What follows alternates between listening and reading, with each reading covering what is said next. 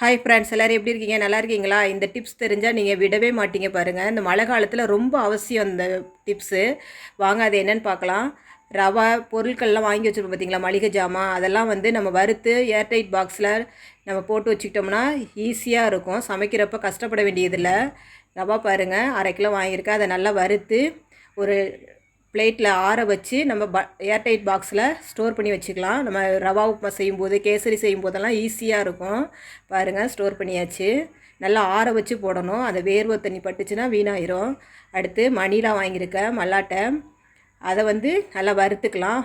வறுத்து ஒரு பாக்ஸில் போட்டு வச்சுக்கலாம் ஆற வச்சு. அதுவும் ரொம்ப யூஸ்ஃபுல்லாக இருக்கும். சட்னி அரைக்கும் போது ஈஸியாக இருக்கும். டக்குன்னு கடலை எடுத்து போட்டோமா, மிளகா, புளி, உப்பெல்லாம் போட்டு அரைக்கிறதுக்கு யூஸ்ஃபுல்லாக இருக்கும்.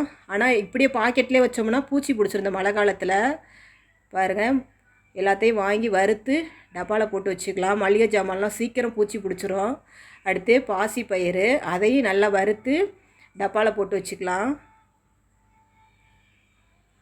ஒவ்வொரு பொருளுமே இந்த பயிறு வகைகள்லாம் வறுத்து தான் யூஸ் பண்ணணும். அதனால் நம்ம இது மாதிரி வறுத்து வச்சுக்கும் போது குழம்பு வைக்கும் போதோ துவையல் அரைக்கும் போதோ நமக்கு வந்து கஷ்டப்பட வேண்டிய அவசியம் கிடையாது.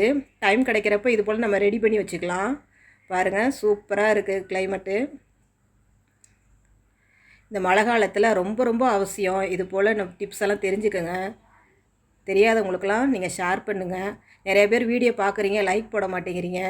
பாருங்கள், நல்ல செவக்க வறுத்தாச்சு. நல்ல மணம் வரும். அந்த நேரத்தில் நம்ம வேறொரு பாத்திரத்துக்கு ட்ரான்ஸ்ஃபர் பண்ணிக்கலாம். அடுத்து இட்லி பொடி ரெடி பண்ணியிருக்கேன்.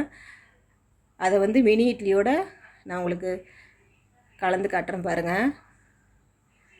இட்லி பொடியும் இது போல் தான் நம்ம வறுத்து வச்சுட்டு தேவைப்படுறப்ப இது போல் செய்கிறதுக்கு ஈஸியாக இருக்கும். பிள்ளைங்களுக்கு லஞ்சுக்கெல்லாம் சுலபமாக செஞ்சு கொடுக்கலாம். அந்த நேரத்துக்கு நம்ம கஷ்டப்பட வேண்டிய அவசியம் கிடையாது. பாருங்கள், சுவையான இட்லி பொடியை ரெடி பண்ணியிருக்கேன்.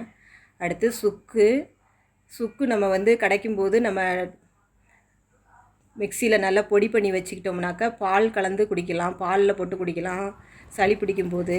அப்புறம் நம்ம வந்து ஸ்வீட் செய்யும்போது ஏலக்காய், சுக்கு அந்த நேரத்துக்கு நம்ம ரெடி பண்ண வேண்டாம்.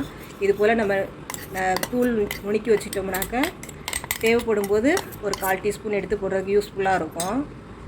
பாருங்கள், தெரியாதவங்களுக்குலாம் ஷேர் பண்ணுங்கள். அதுபோல் வெல்லம் வாங்கிட்டு வந்தோம்னா சீக்கிரம் தண்ணி விட்டுரும். இது போல் நம்ம இடித்து ஒரு டப்பாவில் ஸ்டோர் பண்ணோம்னாக்க ரொம்ப நாளைக்கு இருக்கும், நல்லாயிருக்கும். நம்ம வந்து ஸ்வீட் செய்யும் போதெல்லாம் டக்குன்னு எடுத்து செஞ்சுக்கலாம். இது போல் டப்பாவில் போட்டு ஸ்டோர் பண்ணி வச்சுக்கோங்க, தண்ணி விடாது. அவ்வளோதான். அப்படியே ஏர்டைட் பாக்ஸில் போட்டு வச்சுக்கலாம்.